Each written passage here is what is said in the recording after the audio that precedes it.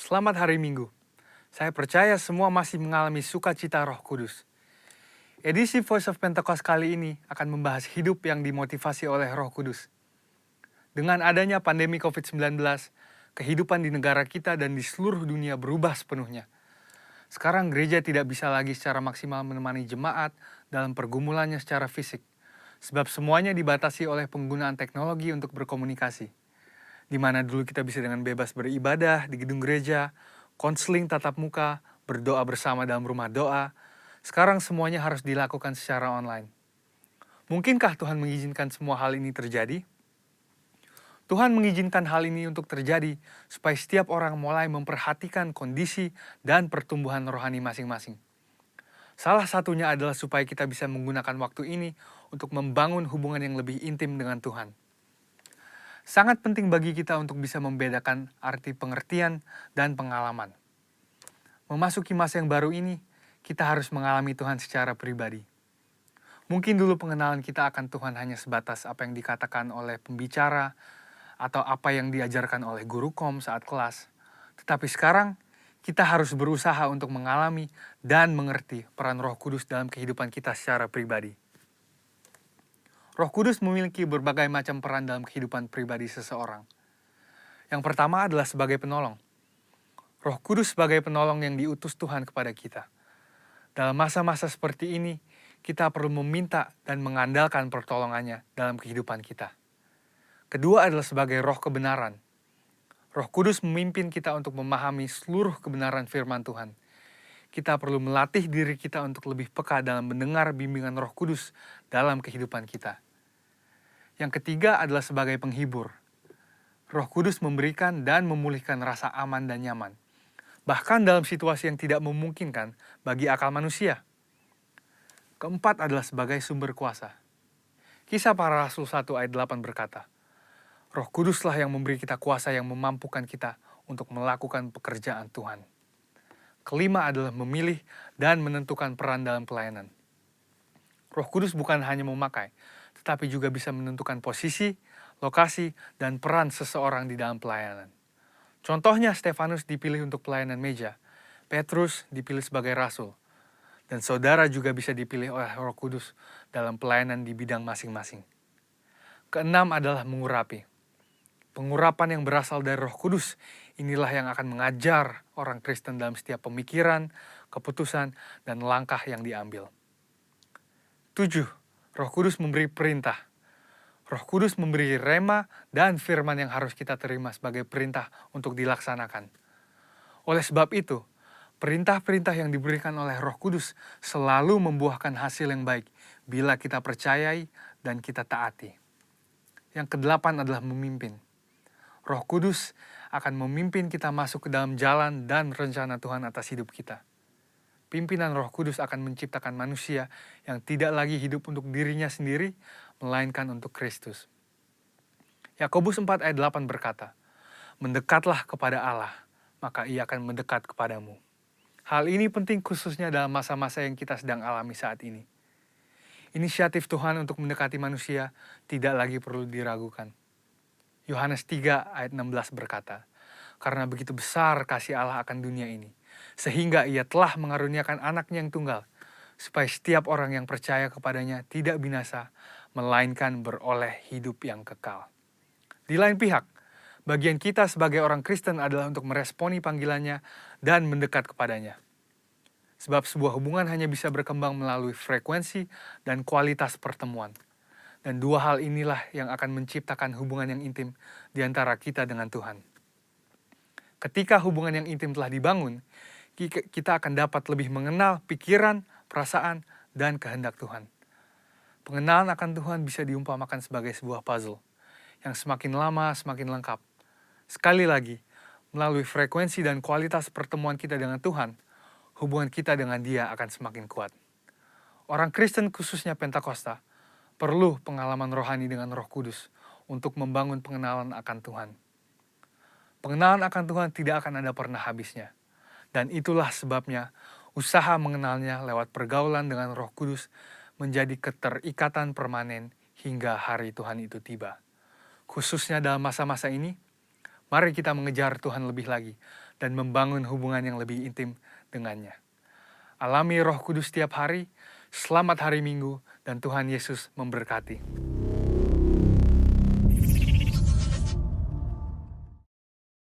Shalom, Bapak Ibu Saudara sekalian, dimanapun Anda berada saat ini, kita sama-sama bersuka cita berkumpul di hari yang baik yang Tuhan sudah sediakan. Siapa yang siap memuji menyembah Tuhan boleh lambaikan tangan sekali lagi, boleh sorakan, wuh! Sama-sama berikan yang terbaik buat Tuhan. Boleh bilang kiri kanannya Bapak Ibu di tempat masing-masing, bilang kamu diberkati. Kamu diberkati, kamu diberkati, kamu diberkati semua. Amin, amin, puji Tuhan. Sebelum kita mulai untuk memuji menyembah Tuhan, sama-sama kita masuk di dalam doa. Terima kasih Tuhan, terima kasih. Kami mengucap syukur punya Allah yang hebat seperti Engkau Tuhan. Sungguh kami bersyukur, Engkau Yesus yang setia buat kehidupan kami Tuhan. Satu kali lagi kami berkumpul Tuhan.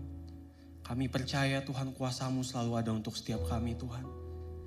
Kami mau masuk di dalam hadirat-Mu Tuhan. Sucikan dan kuduskan setiap kami Tuhan. Biar hati kami saat ini hanya tertuju kepadamu saja ya Tuhan.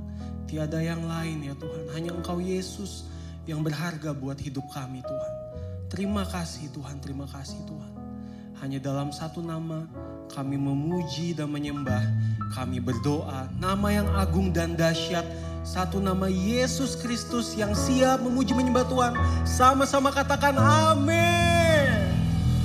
Sekali lagi berikan tepuk tangan yang terbaik buat Tuhan.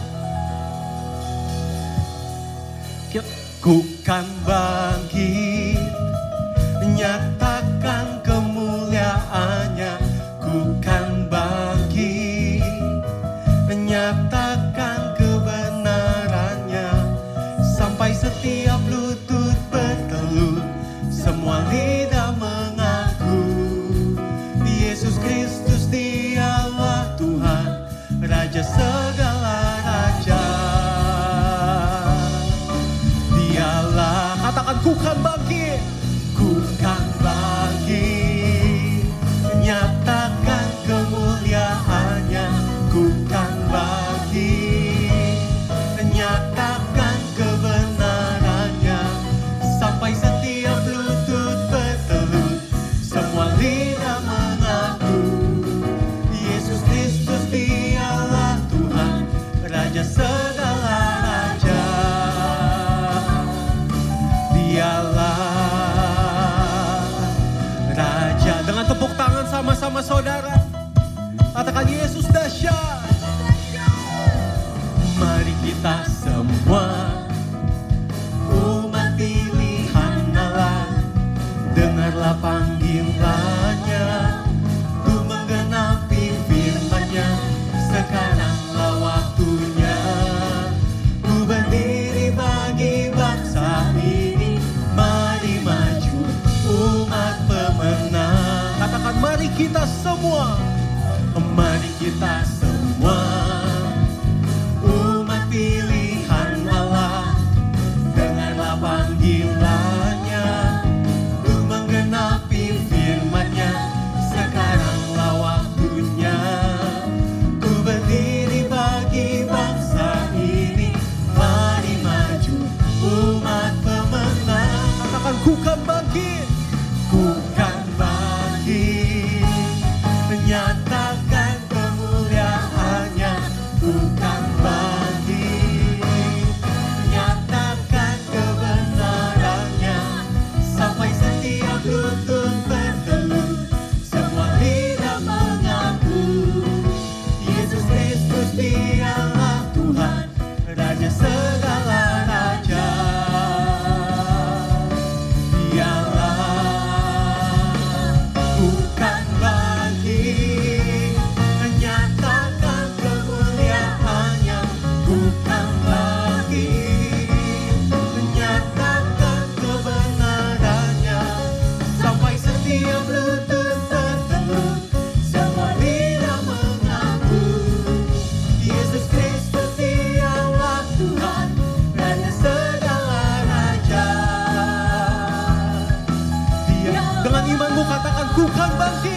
ku kan bangkit, menyatakan kemuliaan-Nya.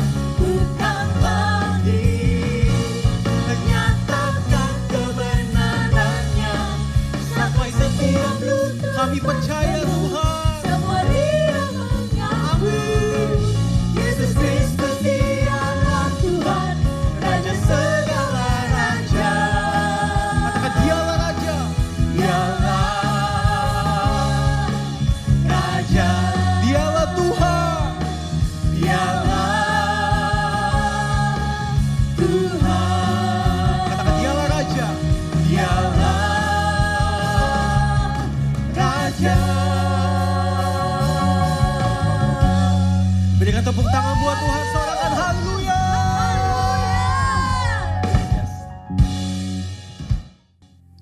Baik, kita akan sama-sama menyembah Tuhan, saudara. Mari ambil waktumu pribadi, lepas pribadi dengan Tuhan. Kami buka hati kami ya Tuhan, biar kasih-Mu mengalir ya Tuhan. Terima kasih ya Tuhan, terima kasih.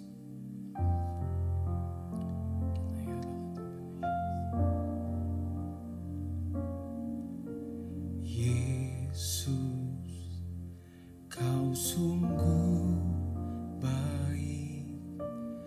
Yesus, nama-Mu indah. Yesus, ku cinta Kau selalu. Ku tinggikan, ku agungkan selamanya. Sama-sama panggil nama Yesus. Yesus, Kau sungguh baik. Yesus, nama-Mu indah. Yesus, ku cinta Kau selalu. Ku tinggikan, ku agungkan selamanya. Ku mau memuji-Mu, ku selalu puji-Mu. Ku mau menyembah-Mu, ku selalu sembah-Mu. Kau yang layak terima semua pujian, kemuliaan hanya bagi Tuhan. Katakan Yesus, Kau sungguh baik. Yesus, Kau sungguh baik. Yesus, nama-Mu indah. Yesus, ku cinta Kau selalu. Ku tinggikan, ku agungkan selamanya. Katakan Yesus. Yesus, Kau sungguh baik. Yesus, nama-Mu indah. Yesus, ku cinta Kau selalu. Ku tinggikan, ku agungkan selamanya. Ku mau memuji-Mu, ku selalu puji-Mu. Ku mau menyembah-Mu, ku selalu sembah-Mu. Hanya Kau yang layak, Kau yang layak terima semua pujian, kemuliaan hanya bagi Tuhan. Ku mau memuji-Mu, ku mau memuji-Mu. Ku selalu puji-Mu, ku mau menyembah-Mu. Ku selalu sembah-Mu. Kau yang layak terima semua pujian, kemuliaan hanya katakan semua kemuliaan, semua kemuliaan dan kemuliaan tertuju padamu, Tuhan dan Rajaku. Segenap jiwa dan nafasku menyembah Yesus yang hidup. Semua kemuliaan, semua kemuliaan dan keagungan tertuju padamu, Tuhan dan Rajaku. Segenap jiwa dan nafasku menyembah Yesus yang hidup. Semua kemuliaan dan keagungan hanya tertuju padamu ya Tuhan. Tertuju padamu, Tuhan dan Rajaku. Segenap jiwa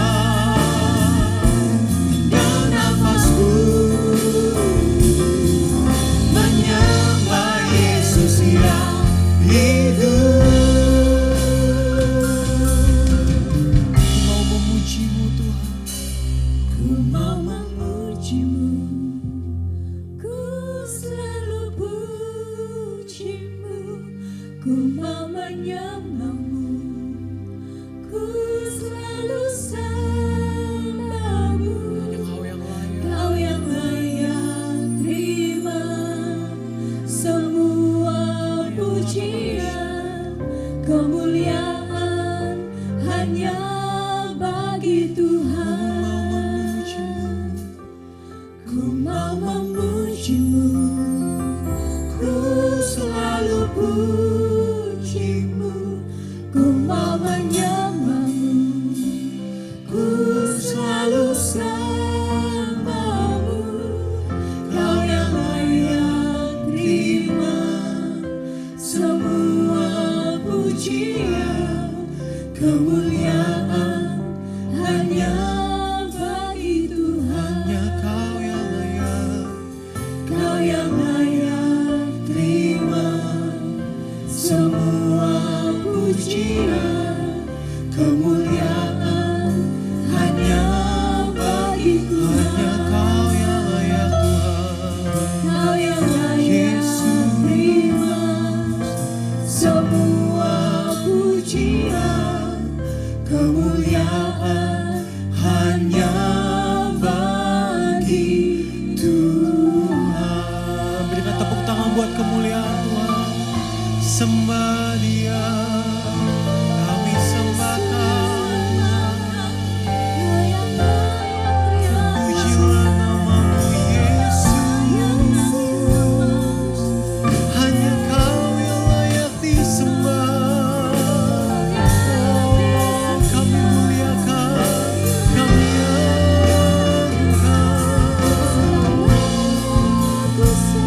Lewati lembah dan badai, Kau yang setia Tuhan. Hanya Kau yang setia. Kami percaya kuasa-Mu, kami percaya kuasa-Mu setia. Mari sembah Dia. Haleluya.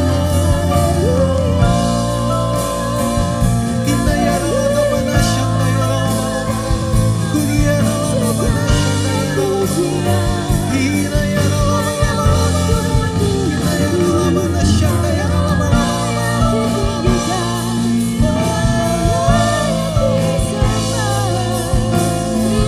Kami sembah Kau, kami agungkan. Kita ya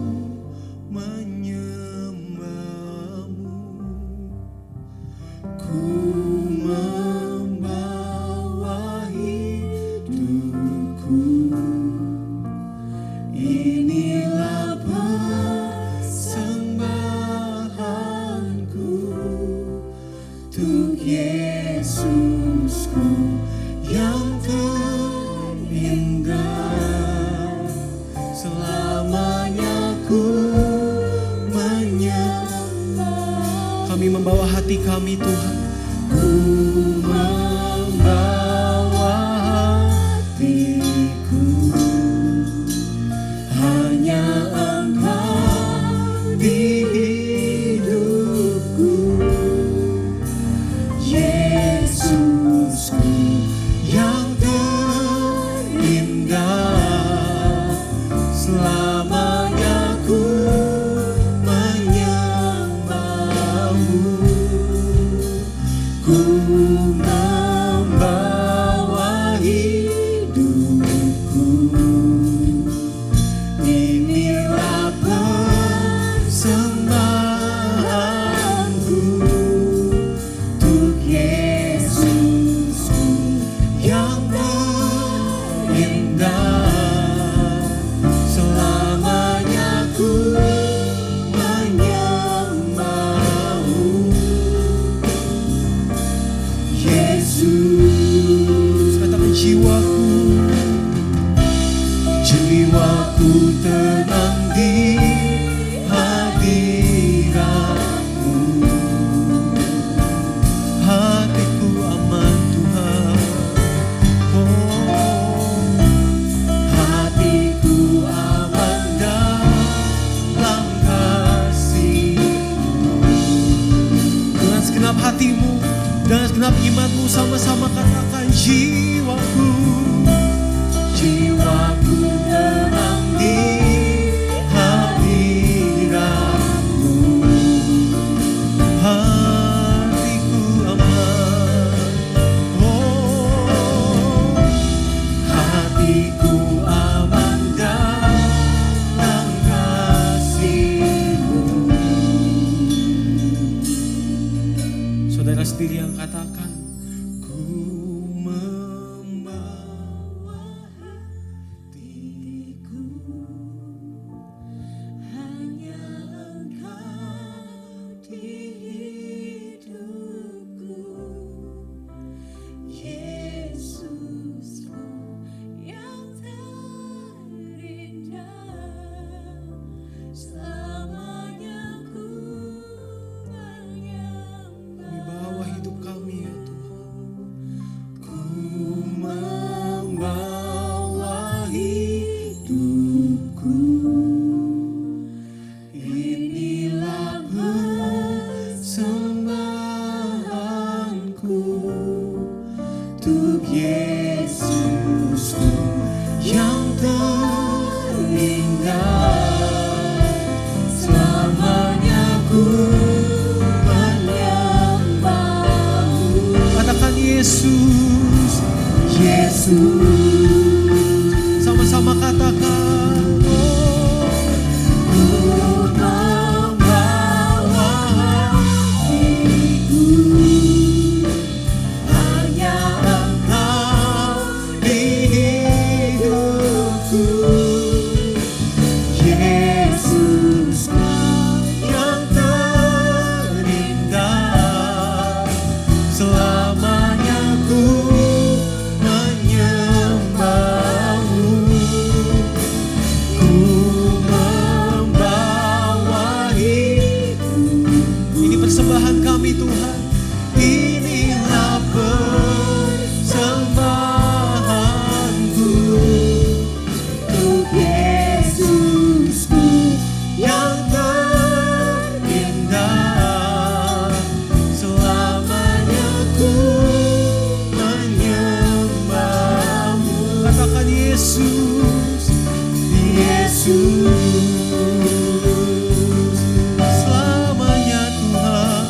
selamanya ku menyembahmu. Yesus. Yesus, Oh, selamanya ku menyembahmu. katakan Yesus, berikan tepuk tangan buat kemuliaan Tuhan. Sorakan haleluya Tuhan. Haleluya Tuhan. Terima kasih Tuhan. Ucap syukur untuk kasih-Mu Tuhan, untuk hadirat-Mu Tuhan. untuk kesetiaan-Mu dalam kehidupan kami Tuhan. Terima kasih Tuhan, Kau Allah yang baik buat kehidupan kami. Sebenarnya Kau mau mendengarkan apa yang menjadi isi hati-Mu Tuhan. Kau mau duduk diam di dalam hadirat-Mu untuk mendengarkan firman-Mu ya Tuhan. Biar setiap firman yang keluar dan kami dengar hari ini menjadi rema dalam kehidupan kami. Menjadi benih yang hidup Tuhan Yesus. Menjadi sukacita dan menjadikan kami lebih dari pemenang Tuhan. Terima kasih Tuhan. Hanya dalam satu nama kami berdoa dan mengucap syukur. Sama-sama katakan amin. Selamat mendengarkan firman Tuhan.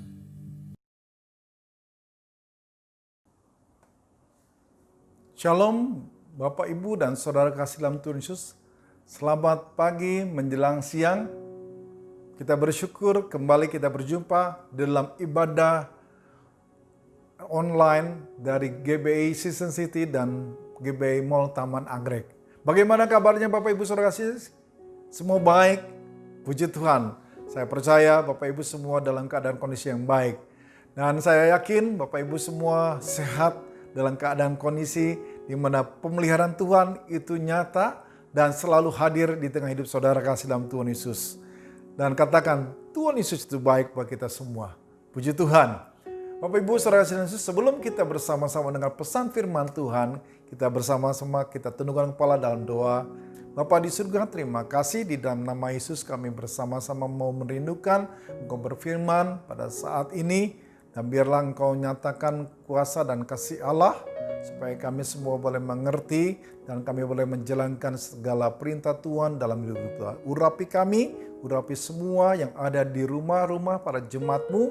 Jadikan kami Bapa sebagai murid Tuhan yang setia, yang selalu mendengarkan apa yang Tuhan perintahkan dan janjikan. Dalam nama Yesus kami berdoa, ucap syukur. Haleluya. Amin. Bapak Ibu Saudara kasih dalam Yesus, kita bersyukur saudaraku, saudara sudah semua boleh mengalami kehidupan yang sehat walafiat.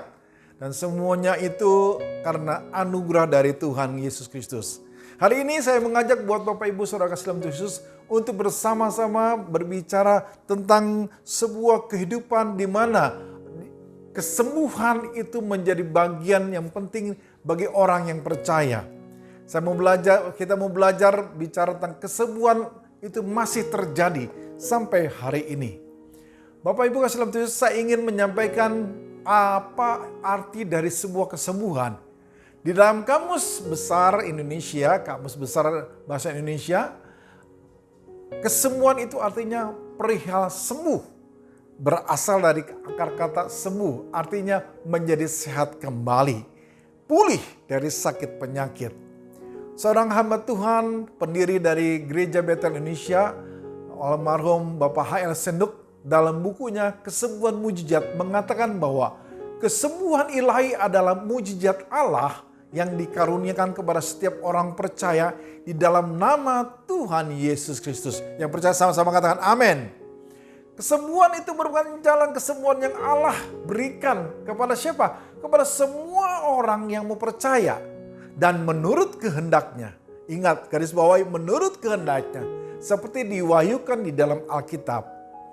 Inilah kesembuhan yang paling cepat, paling aman, dan sempurna. Tanpa bayaran apa-apa. Dan inilah kesembuhan untuk tubuh, jiwa, dan roh. Kesembuhan yang total yang sekaligus terjadi dalam hidup saudara orang-orang percaya. Nah, dalam bahasa Ibrani kata kesembuhan itu disebut arakah. Berarti kesehatan, kesembuhan, luka yang dipulihkan dan ada perbaikan dalam kesembuhan. Kita selalu mengingat ada Yehova Rafa. Kata Rafa itu terjemahkan sebagai menjadi sehat, menyehatkan, menyembuhkan atau menjadi sembuh. Jadi, Bapak Ibu kasih dalam Tuhan, kesembuhan berarti pemulihan dari sakit penyakit yang dialami oleh seseorang karena kuasa Allah yang bekerja dan menjadikannya sehat. Dalam Alkitab dicatat dari Perjanjian Lama, penyakit itu dirujuk pada kata-kata yang intinya menyatakan kelemahan atau kekurangan vitalitas. Menjadi sakit berarti ada dalam kondisi lemah yang biasa berakibat kematian. Penyakit bisa berakibat kematian dan sering menunjukkan lemahnya tubuh secara menyeluruh. Namun, suatu saat penyakit lebih terapkan pada kondisi spiritual manusia daripada kesehatan tubuh. Kurangnya kesetiaan orang-orang Israel kuno kepada Allah akibatnya adalah melemahnya kondisi spiritual. Dan akhirnya mereka menjadi sakit dan terluka secara spiritual. Serta mereka membutuhkan penyembuhan secara spiritual. Sekali lagi, pembebasan dari penyakit spiritual menuntut suatu pertobatan dan bisa diuraikan sebagai penyembuhan. Alkitab jelas mengakui bahwa manusia juga menderita dari penyakit jasmani. Tubuh manusia rentan terhadap penyakit dan kematian sebagai konsekuensi kejatuhan Adam. Tidak setiap penyakit disebabkan oleh dosa pribadi. Kurangnya kesehatan tidak harus menjadi petunjuk adanya ketidakbenaran. Sehat dari penyakit bukan berarti ukurannya kebenaran seseorang. Ya. Ayub yang saleh dan jujur, takut akan Allah, tetapi ia menjadi sakit. Penyakit seseorang tidak berkaitan dengan dosa pribadi, tetapi penyakit setiap orang merupakan peringatan akan konsekuensi fisik kejatuhan manusia dalam Taman Eden. Ada saatnya Alkitab membicara hubungan langsung antara penyakit dan musuh utama kita, yaitu iblis. Allah memilih untuk mengizinkan adanya penyakit selain Adam berdosa. Seperti halnya dia mengizinkan dosa berlanjut, dia juga mengizinkan penyakit itu berlanjut. Alkitab menyatakan bahwa setidak-tidaknya ada 3 alasan penyakit boleh berlanjut. Yang pertama, sebagai penghukuman dosa. Musa mengingatkan orang-orang Israel bahwa Allah akan memberi mereka akibat ketidaktaatan mereka penyakit yang sama seperti yang ia telah berikan kepada orang-orang Mesir. Keluaran pasal 15 ayat 26 mencatat demikian. Dalam beberapa hal penyakit merupakan penghukuman ilahi untuk membawa pada pertobatan dan mendekatkan manusia kepada Allah. Yang kedua, untuk pernyataan kemuliaan Allah. Menurut Yohanes 9 ayat 1 sampai 3, Yesus melihat seseorang yang buta sejak lahir. Kebutaannya tidak disebabkan dosanya atau dosa orang tuanya, tetapi agar penyembuhan atau kesembuhan ini membawanya kepada kemuliaan bagi Allah. Karena itu dalam beberapa hal penderitaan fisik, penyakit atau cacat mungkin mempunyai maksud tertentu dalam rencana Allah. Dan yang ketiga, sebagai ujian. Ibrani pasal 12 ayat 6 mengatakan, karena Tuhan menghajar yang dikasihinya, dan ia menyesah orang yang diakuinya sebagai anak. Penyakit bisa termasuk bagian pencobaan dan ujian bagi orang yang percaya. Melalui penderitaannya, Ayub mengakui kebanggaannya, dan ia bertobat dengan duduk dalam debu dan abu. Rasul Paulus memandang duri dalam dagingnya seperti kelemahan fisiknya sebagai sesuatu yang dipakai setan untuk menggocohnya. Tetapi Allah juga menggunakan kelemahan itu untuk merendahkan Paulus dan membuat bergantung pada anugerah dan kuasa Roh Kudus. Saudaraku, dalam Perjanjian Baru Alkitab mencatat bahwa pelayanan kesembuhan yang dilakukan oleh Yesus itu adalah untuk menyatakan bahwa Allah memperhatikan seluruh manusia. Tuhan, saudara, dan saya, Yesus Kristus itu memandang kesembuhan sebagai bagian misinya. Yesus menyembuhkan banyak orang. Pada awal pelayanannya dia berkata bahwa Roh Kudus mengurapinya untuk menyampaikan kabar baik kepada orang-orang miskin, termasuk penyakit fisik. Memberitakan pembebasan kepada orang-orang tawanan, penglihatan bagi orang-orang buta, membebaskan orang-orang tertindas, memberitakan tahun rahmat Tuhan telah datang. Lukas pasal 4 ayat 18-19 mencatat demikian. Karya Tuhan kita disebutkan dalam Kisah Para Rasul pasal 10:38 yang menyebutkan bahwa Yesus menyembuhkan orang-orang sakit, membebaskan orang yang dirasuk setan, dan melakukan perbuatan-perbuatan baik. Banyak pernyataan dalam Injil yang menyimpulkan pelayanan Yesus itu meliputi penyembuhan. Misalnya, Yesus pun berkeliling di seluruh Galilea. Ia mengajar di dalam rumah-rumah ibadat dan memberitakan Injil Kerajaan Allah, serta melenyapkan segala penyakit dan kelemahan di antara bangsa itu. Matius pasal 4, 23, ayat 8, pasal 8 ayat 16 mencatat demikian. Yesus datang untuk menyembuhkan. Itulah dia, Allah kita, namanya Yesus. Yesus tidak menunggu sampai orang sakit datang kepadanya, tetapi dia seringkali datang kepada mereka. Dan kesembuhan itu merupakan salah satu bagian terbesar dari misinya. Dan Yesus berfirman bahwa Allah telah mengirim dia untuk melakukan pekerjaan itu. Yesus telah melakukannya, memberitakan kerajaan Allah dengan kata-kata dan perbuatan, dengan kesembuhan, penyakit, dan pengusiran setan. Menunjukkan bahwa kerajaan Allah telah mematahkan dunia dari dosa dan kematian. Kuasa penebusan Kristus yang dialami dalam kerajaan Allah sedang hadir sekarang. Yesus mematahkan kuasa setan dan terus dia menindaklanjutinya. Melalui pengusiran setan, penyembuhan orang-orang sakit membuktikan bahwa Yesus punya kuasa dan otoritas atas setan dan kerajaan Allah telah hadir. Setan dilihat sebagai penyebab segala penderitaan fisik. Menurut Lukas pasal 13 ayat 11, seorang perempuan telah 18 tahun dirasuk roh, sehingga ia sakit sampai bungkuk punggungnya. Setan telah mengikat perempuan ini di dalam ayat yang ke-16 dari Lukas 13 dan menyebabkan ia menderita. Yesus membebaskannya dan orang-orang lain dari tirani setan. Ketika Yesus membebaskan orang-orang dari tekanan setan, dia memberi kuasa kerajaan Allah yang luar biasa, beranugerah. Bapak Ibu, kesembuhan yang Tuhan maksudkan bukan hanya kesembuhan penyakit secara fisik saja. Ketika Allah menyembuhkan, kesembuhan itu pasti berlangsung untuk seumur hidup saudara. Saudara, kesembuhan itu bukan saja hanya fisik saja. Kesembuhan penyakit secara jiwa, secara emosi, sakit dalam hubungan dengan keluarga. Mungkin hubungan suami istri lagi sakit. Hubungan orang tua dan anak lagi sakit. Saat ini Tuhan sembuhkan. Yang percaya sama-sama katakan amin. Apabila ada sakit secara ekonomi, kantongnya lagi sakit loh. Tuhan sembuhkan. Ini bicara apa? Bicara kesembuhan yang Tuhan sediakan itu ada dalam segala aspek kehidupan. Yang percaya sama-sama katakan amin. Amin. Nah, saudara ingat, kita tahu kita ada dalam era Pentakosta yang ketiga. Gembala sidang kita mengatakan dalam Kisah pasal 1 ayat 8, tetapi kamu akan menerima kuasa kalau Roh Kudus turun ke atas kamu.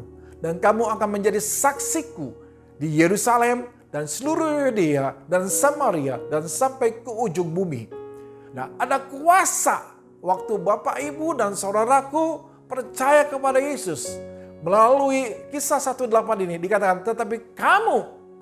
Sekali lagi, siapa yang dimaksud dengan kamu oleh Tuhan Yesus di sini? Jelas bukan hanya murid-murid yang melihatnya dia naik ke sorga, namun juga bagi semua orang percaya. Semua murid Yesus sudah diberikan kuasa, termasuk saudara dan saya. Baik murid-muridnya yang ada ketika Yesus hidup maupun murid-muridnya Yesus yang sekarang ini. Orang-orang percaya yang ada di seluruh muka bumi ini.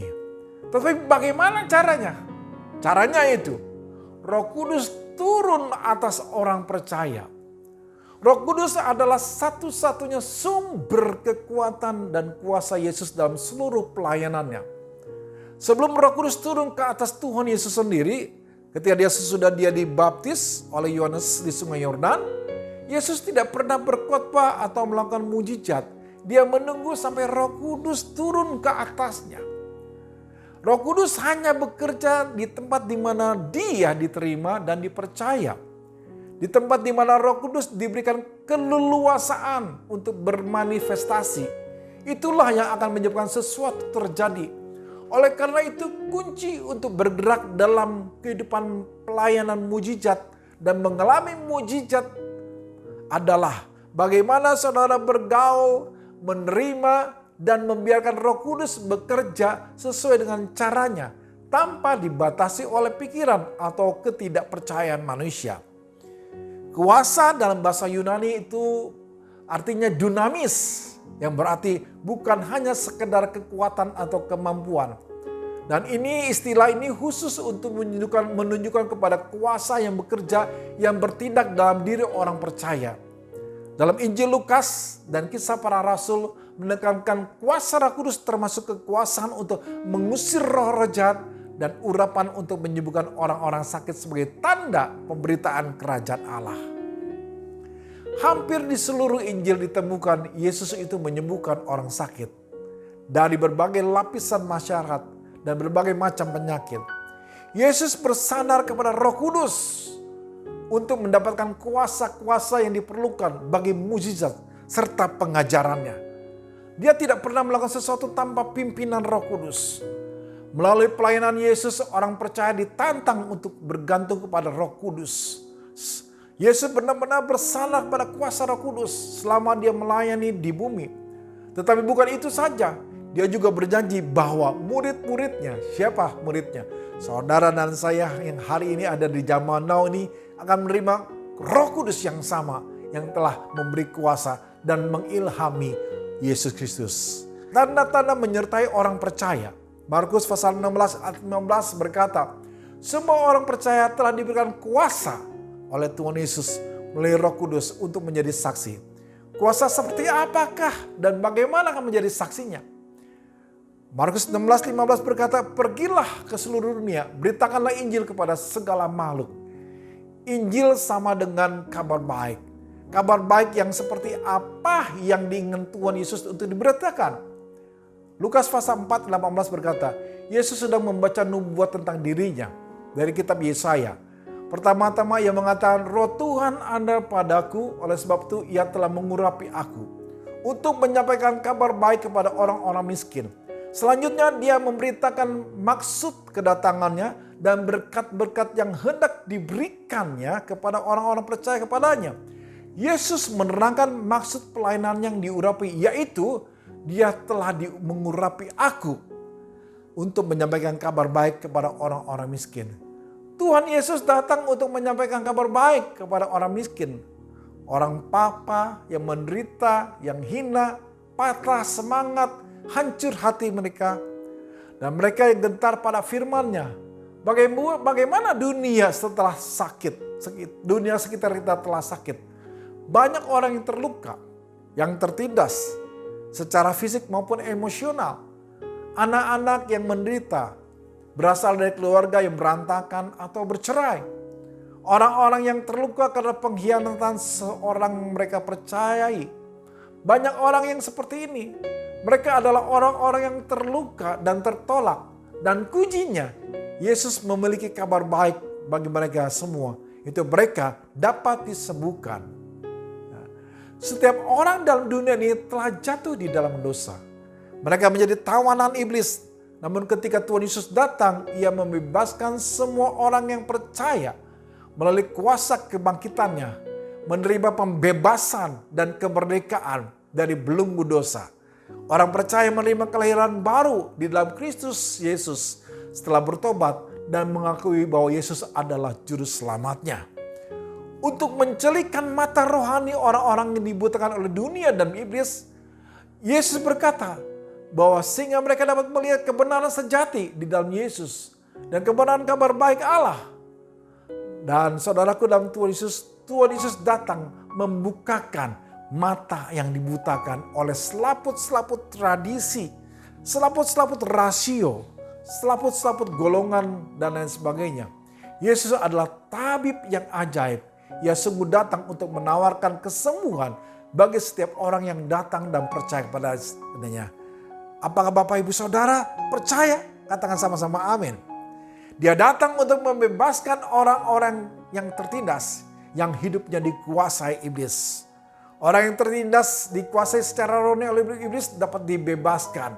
Dan pada akhirnya, saudara kasih dalam perjanjian lama, dia juga memberitakan tahun rahmat Tuhan telah datang. Biasanya orang Yahudi menamainya tahun Yobel. Tahun ini adalah tahun pembebasan bagi budak-budak para tawanan. Tahun Yobel adalah pembebasan, artinya tahun pembebasan. Orang-orang yang berutang, harta-harta pinjaman dikembalikan kepada pemilik-miliknya. Nah, itu yang ada di dalam Alkitab Perjanjian Lama dan Perjanjian Baru. Dan yang Tuhan Yesus lakukan. Dan buat Bapak, Ibu, dan saudaraku dalam Tuhan Yesus yang ada di rumah-rumah. Apa yang saudara harus lakukan agar saudara dan saya menjadi alat Tuhan, bisa melepaskan kuasa kesembuhan? Yang pertama, saudara sih, kita harus punya hubungan dengan Roh Kudus. Hubungan yang apa? Yang dekat atau yang intim dengan Tuhan. Kunci mujizat kesembuhan dalam pelayanan Yesus adalah hubungan yang dimiliki Yesus dengan Bapa di surga. Yohanes pasal ke-5 ayat 19 dikatakan dalam pelayanan di bumi Yesus sepenuhnya bergantung pada hubungannya dengan Bapa. Ia Yesus menginstruksikan murid-muridnya supaya menggantungkan diri pada hubungan murid dengan satu penolong yang lain, yaitu Roh Kudus. Yohanes 14 ayat 16. Bapa menunjukkan kepada Yesus bagaimana melayani orang sakit. Dengan cara yang sama, Roh Kudus juga akan mengajarkan segala sesuatu kepada muridnya. Dan Roh Kudus akan mengingatkan bagaimana cara Yesus melayani. Orang-orang percaya dewasa ini harus bergantung kepada Roh Kudus. Seperti Yesus bergantung kepada Bapanya. Orang percaya memelihara ketergantungan ini dengan membaca firman Allah. Mendengarkan dorongan dalam hati dan mencari tuntunan Roh Kudus. Dan itulah sebuah hubungan antara saudara dan saya dengan Roh Kudus. Dengan hubungan yang dekat melalui keintiman saudara. Dan bisa juga dengan melalui pujian, penyembahan, merenungkan firman Tuhan. Dalam keintiman ini saudara, engkau akan mendapatkan pengetahuan yang benar akan kehendak Tuhan. Kalau saja muridnya memiliki pengetahuan yang benar tentang Allah dan kehendaknya, maka akan dapat melangkah dengan iman dan hikmat dari Tuhan. Sekali lagi, hubungan dekat dengan Roh Kudus dibangun harus terus-menerus secara konstan. Orang percaya bisa tahu keinginan kehendak temannya ketika bergaul setiap hari dengannya. Begitu juga jika bergaul intim dengan Tuhan, engkau dekat, engkau akan tahu seperti apa kehendaknya, apa yang harus dia lakukan untuk menyenangkan hatinya. Yang kedua, Bapak Ibu, bagaimana supaya Bapak Ibu sekali lagi saudaraku, engkau mendapat menjadi alat Tuhan untuk ada kuasa dalam kesembuhan dalam hidupmu. Yang kedua adalah Bapak Ibu, kita harus menjaga kekudusan. Allah adalah kudus. Sedangkan orang percaya adalah makhluk yang berdosa karena masih hidup dan memiliki daging. Oleh karena darah Yesus tercurah di atas kayu salib, maka saudara dan saya dibenarkan di hadapan Tuhan. Orang percaya dikuduskan oleh darah Yesus Kristus. Orang percaya saudara dan saya adalah bait sucinya Allah. Oleh sebab itu harus menjaga kekudusan supaya Allah berkenan tinggal dan diam di dalam dirinya. Tuhan tidak akan tinggal dalam rumah yang penuh kejahatan. Ia tidak tahan dengan dosa dan kejahatan. Untuk itu memerlukan pertolongan Tuhan Yesus dan Roh Kudus untuk menguduskan bait suci saudara dan saya. Setiap waktu dan setiap saat. Kuasa dan otoritas dari Allah akan turun atas orang percaya jika bertekun menjaga kekudusan. Menjaga diri supaya tidak tercemar oleh rupa-rupa kejahatan. Saudara dan saya memang tidak kebal terhadap dosa. Karena adalah saudara dan saya manusia yang masih hidup dalam daging dan keinginan. Namun bisa menjaga diri dari dosa tersebut dengan bantuan dari Roh Kudus. Yang ketiga, kita harus rendah hati dalam melaksanakan perintah Tuhan. Ketika Tuhan Yesus memerintahkan saudara sebagai murid Tuhan untuk pergi, maka pergi. Jika Tuhan menyuruh saudara berdoa, berdoa. Bagi orang yang membutuhkan. Jika Tuhan menyuruh saudara menumpangkan tangan, tumpangkan tangan dengan rendah hati. Melaksanakan apa yang Dia kehendaki. Juga ada satu kesadaran bahwa tanpa kuasa Allah, sebenarnya bukan siapa-siapa kita ini. Seperti menyerupai kabel-kabel yang tergeletak yang tidak bisa menyalakan lampu, walaupun hanya 1 menit saja. Ketika melihat banyak orang yang disembuhkan, maka seringkali godaan itu untuk menyombongkan diri datang. Disinilah kita harus hati-hati. Harus memiliki kesadaran penuh bahwa saudara dan saya memiliki kuasa hanyalah yang punya, yaitu Yesus Kristus Tuhan. Bukan diri saudara dan saya sendiri. Atau orang-orang yang mendukungnya. Bukan karena doa pribadimu. Semuanya harus kembali kepada Allah. Bahwa dialah yang memiliki kuasa, otoritas Allah. Orang percaya hanya dipakai oleh Allah. Meminjam kuasa dan otoritas namanya saja. Dalam Yohanes pasal 15 ayat 5, Yesus mengatakan bahwa orang percaya adalah ranting-rantingnya. Di luar dia tidak dapat berbuat apa-apa. Orang percaya, saudara dan saya, hanya mengizinkan kebaikan dan kuasa Tuhan mengalir melalui dirinya. Allah memakai sebagai ranting-rantingnya yang dia aliri untuk menghasilkan buah kesembuhan di ujung tangannya. Dan yang keempat, saudara, engkau harus lapar dan haus. Untuk menerimanya diperlukan suatu kehausan. Tuhan, aku haus akan hadirat-Mu. Aku haus dan lapar akan Roh-Mu. Dan Tuhan akan curahkan lapar akan hadirat Tuhan. Kelaparan dan kehausan ini dapat diminta setiap hari. Supaya porsi makanan rohani itu bertambah. Selalu rindukan hadiratnya. Setiap orang percaya bertemu dengan Tuhan, maka akan ada sesuatu yang berbeda yang akan didapatnya. Orang yang dipenuhi Roh Kudus, mereka akan menjadi produktif dan kreatif. Namun Bapak Ibu, ketika kita menghadapi perjalanan hidup ini, dan kita merindukan ada kesembuhan, ada saja pasti penghalang untuk saudara mendapatkan kesembuhan. Yang pertama, ada ketakutan dan keraguan. Jangan pernah engkau takut. Jangan pernah engkau ragu. Lawan dari iman saudara. Jika Tuhan sudah berjanji, pasti dia akan genapi. Tapi karena iman tidak bisa dilihat dan dinalar, maka menjadi takut. Ketakutan membuat iman menjadi nol. Sehingga otoritas yang ada untuk digunakan juga ragu dan tidak ada hasilnya. Jangan takut, percayalah. Percayalah dengan imanmu. Tuhan sudah berjanji, pasti akan digenapi. Penghalang berikutnya, kurang pengetahuan. Kurang pengetahuan. Ada banyak kegagalan, kesembuhan bukan karena mereka enggak mampu. Melainkan tidak memiliki pengetahuan akan resep Allah dan bahan-bahannya. Pengetahuan di dalam takut akan Allah akan mendatangkan hikmat dan kebijaksanaan. Sekali lagi, kurang pengetahuan ini jangan sampai terjadi bagi saudara dan saya. Saudara harus tahu resepnya Allah. Saudara harus tahu bahan-bahannya melalui firman Tuhan.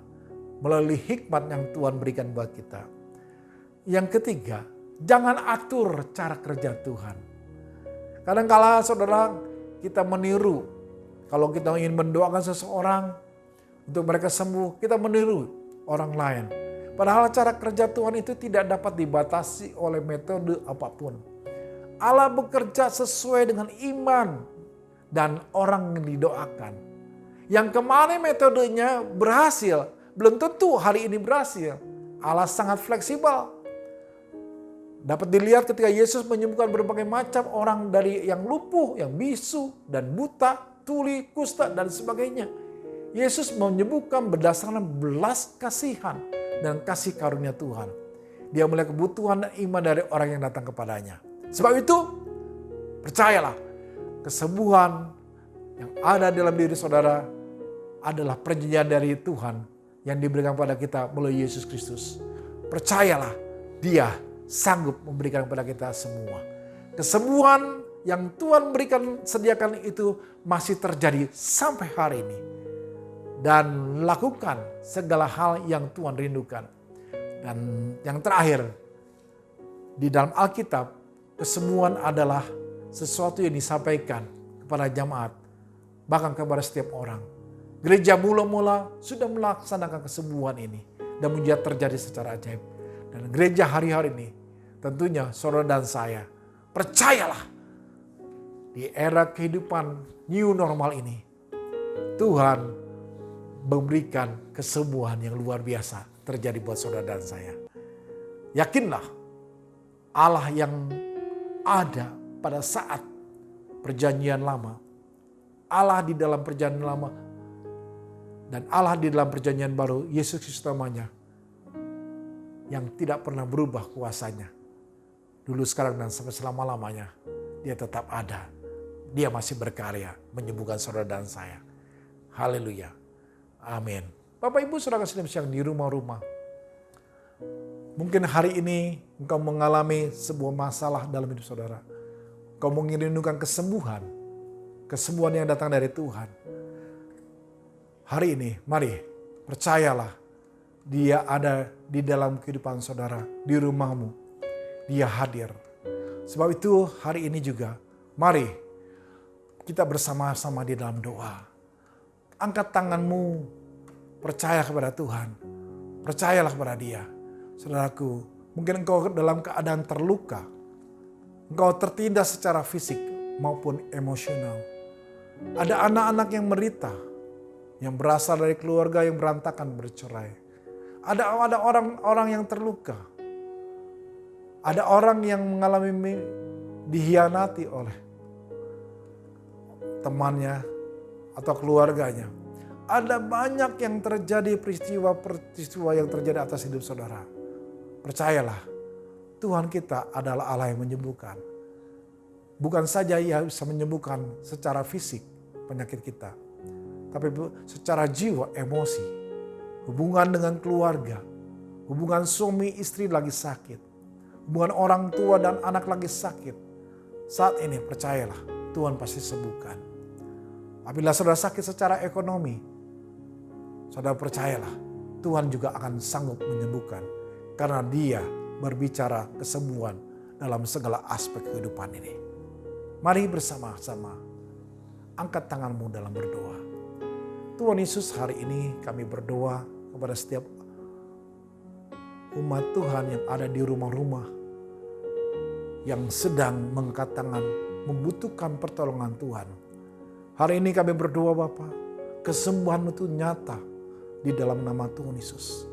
Mungkin di antara setiap umat-Mu Tuhan yang ada di rumah-rumah itu mengalami hal-hal yang mungkin saja terjadi, sebuah penderitaan, penganiayaan, atau hati yang sakit. Sakit berbagai macam yang ada timbul dalam hidup mereka. Sakit di tengah hubungan keluarga mereka. Sakit yang berhubungan dengan hubungan antara orang tua anak-anak. Sakit mungkin saja antara seorang suami dan istri. Sakit bahkan secara fisik Tuhan Yesus. Tuhan, Engkau adalah Allah penyembuh. Dalam nama Yesus Tuhan, jamah kuasa Tuhan Yesus. Kuasa yang nyata, yang terjadi di dalam nama Yesus. Menyembuhkan yang sakit. Kami percaya siang ini kuasa Tuhan dinyatakan dalam nama Yesus Tuhan. Terima kasih Bapak. Tuhan sertai setiap umat-Mu Tuhan Yesus. Dalam setiap pekerjaan, usaha, kehidupan keluarga dan rumah tangga. Bersama dengan anak-anak mereka. Omah, opah diberkati Tuhan juga. Bersama dengan anak, menantu, cucu. Tuhan berkati mereka juga Bapak. Biarlah sukacita Tuhan mengalir dalam kehidupan setiap jemaat Tuhan. Dan para hamba Tuhan yang hari ini mendengar pesan firman Tuhan. Terpuji nama Yesus kekal selamanya. Dalam satu nama kami berdoa. Haleluya. Amin. Bapak, Ibu, dan Saudaraku, kita sama-sama masuk dalam perjamuan kudus. Kita masuk perjamuan kudus, kita bersama-sama menyanyikan satu buah lagu. Mengingat semua kebaikan Tuhan yang terjadi buat kita semua. Haleluya. Puji Tuhan. Dia Yesus telah mati bagiku. Dia Tuhan selamatkan jiwaku. Bagi Dia pujianku tak dapat ku balas kasih-Nya. Dia angkatku jadi anak-Nya. Beri damai di dalam hidupku. Bagi Dia sembahku, hanya Dia segalanya bagiku. Bagi Dia segala pujian, hormat serta syukur kekal selamanya. Bagi Dia segala pujian, hormat serta syukur selama-lamanya. Musikan menyanyikan lagu ini dengan lemah lembut. Kita bersama-sama kita masuk dalam perjamuan kudus. Perjamuan kudus ini adalah perjamuan Tuhan Yesus sendiri. Setiap kali kita masuk dalam perjamuan kudus ini, inilah pesan Tuhan kepada saudara dan saya. Biarlah ini menjadi peringatan akan daku. Bapak, Ibu, dan saudaraku dalam Tuhan Yesus, kita diminta untuk mengingat kebaikan Tuhan Yesus, kesetiaan Tuhan Yesus, bahkan pengorbanannya, agar saudara dan saya lebih mengasihi Dia dan lebih mengasihi sesama. Mari bersama-sama kita akan tundukkan kepala dalam doa. Tuhan, siapakah kami ini ya Bapa? Sebelum kami mengenal Tuhan Yesus, kami adalah orang-orang yang berdosa. Upah dosa adalah maut, mati. Tapi Engkau yang tidak berdosa telah dijadikan dosa oleh karena kami Tuhan. Engkau harus turun dari surga yang mulia, menjelma menjadi manusia, bahkan mati di kayu salib dengan penderitaan yang sangat luar biasa. Sungguh kalau kami renungkan betapa baiknya Engkau Tuhan. Engkau pilih kami menjadi anak-anak-Mu, menuntun kami, memberkati kami, membela kami, melindungi kami Bapa. Engkau sungguh baik, sangat baik buat kami. Terima kasih Bapa di surga. Saudaraku dalam Tuhan Yesus, Tuhan mau memberkati saudara melalui perjamuan kudus ini. Tetapi Tuhan mau saudara makan dan minum dengan cara yang benar. Masing-masing sekarang saudara berdoa, lihat keadaanmu, introspeksi, uji keadaanmu, jangan simpan dosa. Minta ampun kepada Dia dan berdoa. Mari saudaraku berdoa bersama-sama. Ya Tuhan, lihatlah kami semua anak-anak-Mu yang sedang berdoa. Ampuni kami Bapa, ampuni kesalahan kami. Kami sering salah dalam banyak hal Tuhan. Tuhan berkati umat-Mu, berkati para pelayan-Mu Tuhan Yesus. Kami akan masuk dalam perjamuan kudus dengan ucapan syukur. Hanya di dalam nama Yesus Kristus kami berdoa. Haleluya. Haleluya. Amin. Mari Bapak, Ibu, dan saudaraku yang di rumah, kita angkat roti kita di tangan kanan kita tinggi-tinggi. Sebab apa yang telah aku teruskan kepadamu telah aku terima dari Tuhan, yaitu bahwa Tuhan Yesus pada malam waktu Ia diserahkan mengambil roti. Kita angkat roti di tangan kanan kita tinggi-tinggi. Dan sesudah itu Ia mengucap syukur atasnya, Ia memecahkannya dan berkata, inilah tubuhku yang diserahkan bagi kamu. Perbuatanlah ini menjadi peringatan akan aku. Saudaraku yang dikasihi Tuhan, bukankah roti yang kita pecah-pecahkan ini adalah persekutuan dengan tubuh Kristus? Mari kita makan di dalam nama Tuhan Yesus Kristus.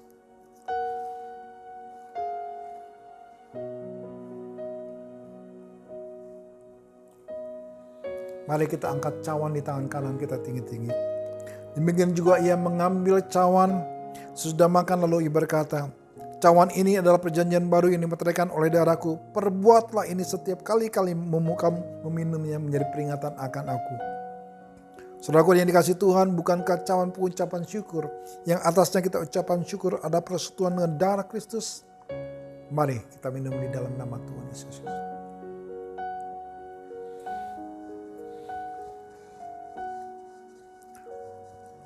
Mari semua bersyukur kepada Tuhan. Sampaikan dari setiap lidah mulutmu. Ucapkan syukur kepada Tuhan. Terima kasih kepada Tuhan. Terima kasih. Terima kasih atas kebaikan-Mu. Terima kasih Yesus. Terima kasih atas anugerah-Mu. Terima kasih Yesusku, terima kasih Yesusku. Puji syukur hanya bagi Tuhanku. Terima kasih Yesusku. Terima kasih Yesusku. Puji syukur hanya bagi Tuhanku. Puji syukur hanya bagi Tuhanku. Puji syukur hanya bagi Tuhanku.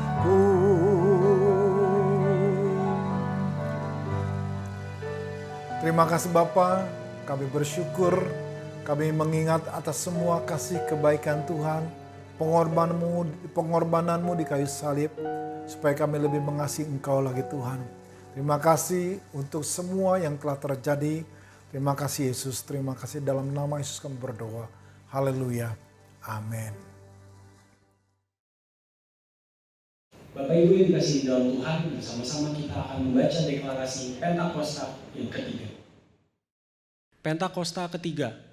Pentakosta ketiga adalah pencurahan Roh Kudus yang dahsyat di zaman now, melebihi yang terjadi di Azusa Street. Pentakosta ketiga akan mengakibatkan penuaian jiwa yang terbesar dan yang terakhir sebelum Tuhan Yesus datang kembali. Pentakosta ketiga akan membangkitkan generasi Yeremia, yaitu anak-anak muda yang dipenuhi Roh Kudus, cinta mati-matian kepada Tuhan Yesus, tidak kompromi terhadap dosa, dan akan bergerak untuk memenangkan jiwa. Pentakosta ketiga lahir di Indonesia dan bergerak ke bangsa-bangsa. Gerakan ini dari timur ke barat dan akan kembali ke Yerusalem. Pentakosta ketiga akan memberikan kuasa untuk menyelesaikan amanat agung, dan setelah itu Tuhan Yesus datang kembali. Mazmur 91 dalam lindungan Allah. Orang yang duduk dalam lindungan yang maha tinggi dan bermalam dalam naungan yang maha kuasa akan berkata kepada Tuhan, tempat perlindunganku dan kubu pertahananku, Allahku yang kupercayai. Sungguh dialah yang akan melepaskan engkau dari jerat penangkap burung, dari penyakit sampar yang busuk. Dengan kepaknya ia akan menudungi engkau, di bawah sayapnya engkau akan berlindung, kesetiaannya ialah perisai dan pagar tembok. Engkau tak usah takut terhadap kedahsyatan malam, terhadap panah yang terbang di waktu siang, terhadap penyakit sampar yang berjalan di dalam gelap, terhadap penyakit menular yang mengamuk di waktu petang. Walau 1.000 orang rebah di sisimu dan 10.000 di sebelah kananmu, tetapi itu tidak akan menimpamu. Engkau hanya menontonnya dengan matamu sendiri dan melihat pembalasan terhadap orang-orang fasik. Sebab Tuhan ialah tempat perlindunganmu, yang maha tinggi telah kau buat tempat perteduhanmu, malapetaka tidak akan menimpa kamu, dan tulah tidak akan mendekat kepada kemahmu, sebab malaikat-malaikatnya akan diperintahkannya kepadamu untuk menjaga engkau di segala jalanmu. Mereka akan menatang engkau di atas tangannya, supaya kakimu jangan terantuk kepada batu. Singa dan ular tedung akan kau langkahi, engkau akan menginjak anak singa dan ular naga. Sungguh hatinya melekat kepadaku, maka aku akan meluputkannya. Aku akan membentenginya sebab ia mengenal namaku. Bila ia berseru kepadaku, aku akan menjawab, aku akan menyertai dia dalam kesesakan, aku akan meluputkannya dan memuliakannya. Dengan panjang umur akan kukenyangkan dia dan akan kuperlihatkan kepadanya keselamatan daripadaku. Bapak, Ibu, dan Saudara kasih dalam Tuhan Yesus, sebelum kita menutup ibadah online ini, kita bersama-sama, kita angkat kedua belah tangan kita, biarlah kita semua menerima berkat dari Bapa di surga. Kekasih-kasih Yesus Kristus, terimalah berkat. Berkat yang datang dari Allah Bapa di surga. Di dalam anak yang tunggal, Yesus Kristus sebagai Tuhan dan Juru Selamat pribadi kita. Perhiburan, pertolongan, kuasa, pembelaan dari Roh Kudus menyertai kita semua. Dari hari ini sampai kedatangan Yesus 2 kali dan bahkan sampai selama-lamanya. Yang percaya serta diberkati Tuhan bersama-sama katakan amin. Puji Tuhan, Bapak, Ibu, dan Saudaraku. Terima kasih, selamat hari Minggu, selamat menikmati bersama dengan keluarga saudara, dan sampai jumpa pada minggu yang akan datang. Tuhan Yesus memberkati. Haleluya. Amin.